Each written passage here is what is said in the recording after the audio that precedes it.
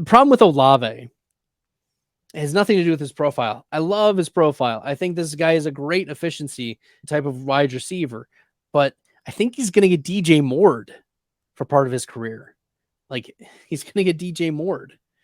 And I am concerned that he's efficient and good, but the situation circumstances are not there. We're talking about a New Orleans Saints team that was a 53% pass rate team, 47% rush rate, one of the highest in the league.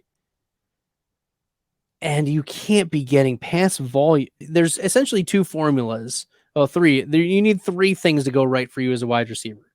You need to have touchdown variance to go your way. You need to fall in the end zone a lot. If you don't fall in the end zone, it's hard for you to get into that elite, like top 5 tier.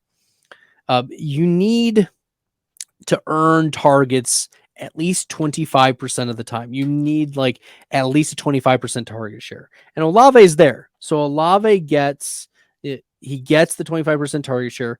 He could have touchdown variance. That's just something that goes season by season or game by game. It's not very sticky. But what's worrisome for me is the volume and the situation. Last year, Chris Olave had a 26% target share, mostly without Michael Thomas. Now you add Michael Thomas back in, who is healthy. And let's say Thomas commands an 18 to 20% target share, which I think is conservative. Thomas is probably still a good football player. We saw that at the first 3 games last year. Thomas was a flex play most weeks that he played last season, and even the seasons before when he was elite, right? This was an elite talent. Problem is, when you don't get the pass volume and you are also sharing the field with a 20+% target earner on a run heavy team, that's not going to be good for getting the actual number of targets to top 12.